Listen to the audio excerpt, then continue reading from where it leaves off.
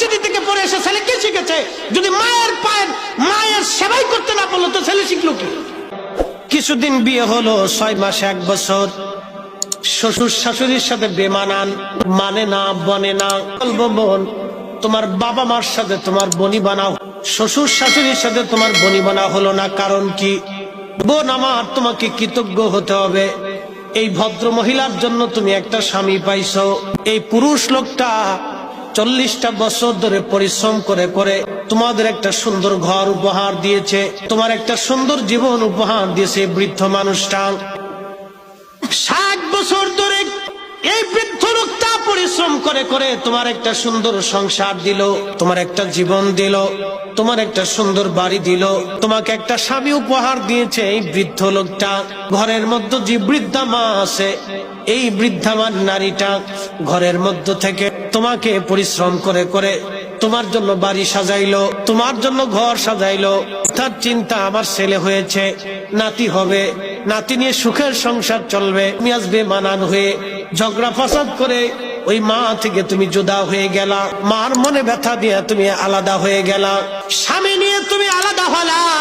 বোন আমার, যদি স্বামী তোমার আলাদা হতে চায়, তুমি স্বামীর সাথে ঝগড়া করতে পারো না, আমার শ্বশুর শাশুড়ি থেকে আমি জুদা হব না, বা জুদা যদি হতেই হয়, আমার শ্বশুর শাশুড়ি আমার ঘরেই থাকবে, আমার ঘরেই খাবে, আমি তাদের শুশ্রূষা করব। এমন মেয়েটা পাওয়া তো বড় দুষ্কর। বোন আমার, আমি আপনাকে বলতেছি, আপনার কৃতজ্ঞ হওয়ার দরকার, কৃতজ্ঞতা প্রকাশ করা দরকার। আপনার বোঝা উচিত, এই বৃদ্ধ লোকটা 60টা বছর পরিশ্রম করে আমার জন্য এই ঘর সাজায়, এই বাড়ি সাজাইছে, এই সংসার সাজিয়েছে। এই বৃদ্ধা নারী আমার জন্য সংসার সাজিয়েছে, সুন্দর ঘর আর বাড়ি। আমার স্বামী আমার আগামী প্রজন্ম সন্তানদের জন্য তারা বাড়ি ঘর নির্মাণ করেছে, বা ইচ্ছা করলে জমি বিক্রি করে ভালো খেতে পারত।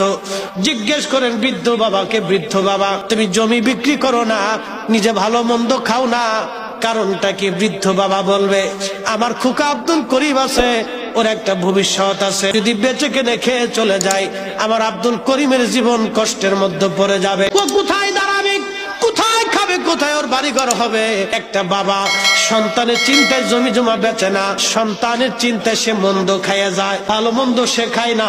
ইচ্ছা করলে ভালো মন্দ কিনে খেতে পারতো, কিন্তু আব্দুল করিমের চিন্তায় 60 বছর এইভাবে পার করে দিল। আব্দুল করিম রে, আজকে তুই বড় হইলি, বিবি আনলি, সংসার হলো, রুজি হইলো, কিন্তু তোর ঘরে বাবার জায়গা হলো না, তোর ঘরে মায়ের জায়গা হলো না। কুত্তাও তোর চাইতে বালা, তুই কুকুরের চাইতেও নিকৃষ্ট।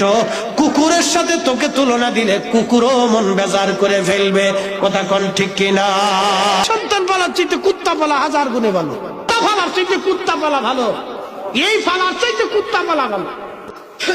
আমার কথা শুনতে খারাপ শোনা যাবে, কিন্তু বাস্তবতা নিরীক্ষে বলতেছি, বাংলাদেশের 100% পরিবারের ভিতরে 50% এই সমস্যা। ভাই ভাইয়ের সাথে কি দারুণ মিল, একসাথে ঘুমায়, একসাথে চলে, বিয়ে করার পরে যুদ্ধ লেগে। তার মানে আমাদের নারী সমাজ কি এই পরিবার থেকে কোনো শিক্ষা দীক্ষা পায় না? নাই। আমাদের প্রাথমিক বিদ্যালয়গুলি থেকে কি তারা শিক্ষা পায় না? আমাদের হাই স্কুল থেকে কি তারা শিক্ষা পায় না? আমাদের কলেজ ইউনিভার্সিটি কি তারা শিক্ষা পায় না?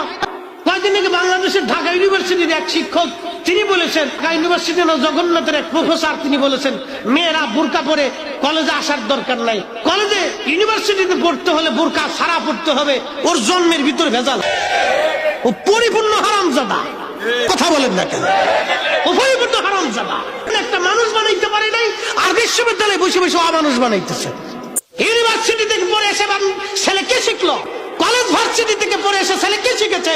যদি মায়ের সেবাই করতে না পারলো তো ছেলে শিখলো কি?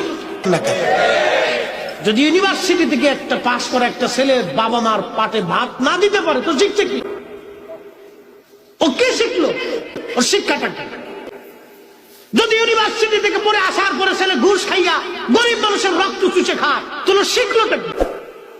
তার মানে বোঝা গেল, আমরা আমাদের শিক্ষা ব্যবস্থায় আমাদের ছেলেদেরকে মানুষ বানাইতে পারি, আমরা আমাদের মেয়েদেরকে মানুষ বানাইতে পারি নাই। কি কথা বলেন, ঠিক কিনা?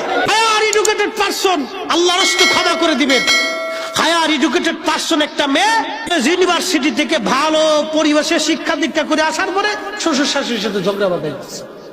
কি শিখলো এই মেয়েটা? আমার প্রশ্ন এটা। এই মেয়েটা ইউনিভার্সিটিতে পড়ে কি শিখলো?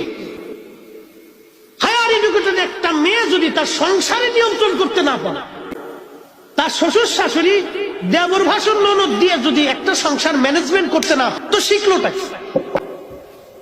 আমার প্রশ্ন হলো, তো শিখছেটা কি? তার মানে বোঝা গেল আমাদের শিক্ষা ব্যবস্থা এখনো মানুষ তৈরি করার সিস্টেম নাই।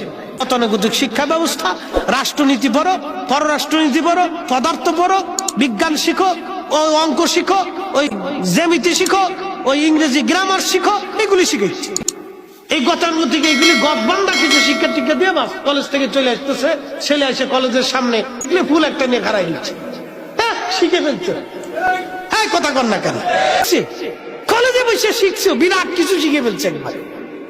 সুন্দরী মেয়েটা দেখা মোটরসাইকেল একটা বাপে কিনে দিচ্ছে, বাস ওই মোটরসাইকেল নিয়ে পিছনে পিছনে ঘুরুম ঘুরুম ঘুরুম ঘুরুম এমন ভাব লইছেন লাট সাহেবের পোলা, জুতা দিয়ে বাইরে দরকার। কথা ক্লিয়ার না ভেজাল আছে? এগুলো শিখছে কি? কিচ্ছু শিখেনি। এই জন্য আমাদেরকে পারিবারিক ভাবে, সামাজিক ভাবে, শিক্ষা ব্যবস্থার ভাবে এগুলো পরিবর্তন দরকার। নীতি, আদর্শ, ন্যায় নীতি শিক্ষা দেওয়ার দরকার। কোনটা ন্যায় কোনটা অন্যায় ও ছোট কাল থেকে শিখে আসবে।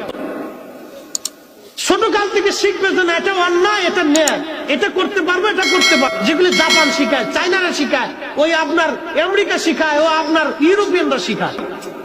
ওদের ছোট্ট কাল থেকে স্কুলে যাইয়া, আমাদের দেশে ছোট্ট বাচ্চা কেবল ওয়ানে পড়ে, ওর বই হলো 10। কি কথা কর না কেন? ওই বই নিতে পারে না, ওর মা কাঁধে করে বই নিয়ে যায়, মা কাঁধে করে বই নিয়ে যায়। আমার মেয়েরা এই স্কুলে পড়ে, ওর মা কাঁধে করে বই নিয়ে যায়। আমাকে বই কয়টা?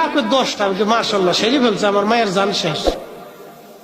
আমি বললাম যে সারা জীবন আমরা কি পড়ছি, কি অঙ্ক, ইংরেজি, বাংলা আর আরবিটা পড়ছি, মাদ্রাসায় মক্তবে আরবি শিখছি। আর ওরা 10টা বই ধরাই দিয়েছে ছোটকালে, 10টা বই রোজ ওর ব্রেনের ভিতর ঢুকবে না, এখনই ব্রেন স্টপ করে। এগুলি কি চলতেছে আমি জানি না কিছু। কি শিক্ষা ব্যবস্থা নতুন হলে আমি বুঝলাম না কিছু। উন্নত বিশ্বগুলি যায় দেখেন, ওই ছোট ছোট বাচ্চাদেরকে এত বই দেয় না। ওরা কি করে? ওদের নিয়ম হলো বাচ্চাদেরকে রাস্তায় চলা শিখায়, পরিষ্কার পরিচ্ছন্নতা শিখায়, হাত পা ধোয়া শিখায়, গোসল করা শিখায়, মানুষের সাথে সুন্দর আচরণ শিক্ষা দেয়, এগুলি শিখায়। চুরি চুট্টামি করা যাবে না, মানুষ ঠকানো যাবে না, ন্যায় নীতি শিক্ষা দেয়, দুর্নীতি করা যাবে না, প্রতিবাদ শিখে, অন্যায় কাজ খারাপ, এটা খারাপ কাজ, এটা ভালো কাজ, এটা এগুলি শিখায়। আর আমরা মুসলমানের বাচ্চা হয়ে আমার দেশের ছোট বাচ্চা আর একজনের আম চুরি করে দেয়। মা শিখে দিয়ে না তোর ওই চাচার আম গাছ থেকে আম চুরি করে নিয়ে গে, ইমার মা চিন্তা করে উড়ে সর্বনাশ, গান জুটি কোথাকার। মনে কষ্ট নিয়ে না, এগুলি সামাজিক ব্যাধি, সামাজিক ব্যাধি এগুলি। আমাদের দেশের ছেলেরা কি করতেছে এখন নতুন জানেন? নাম দিছে কি গ্যাংস্টার না কি কয়, কিশোর গ্যাং। এই সব কটার ধরে ধরে আইন নিয়ে কাপড় উঁচা করিয়ে সিটকিনি কষা দিয়ে ওর পাশাপাশি কায়দা মতো পিটাইতে হবে। কথা কন না কে? ওর গ্যাংস্টার সোজা করে দিতে হবে, বাপটাকে বলতে হবে মাইরিয়া।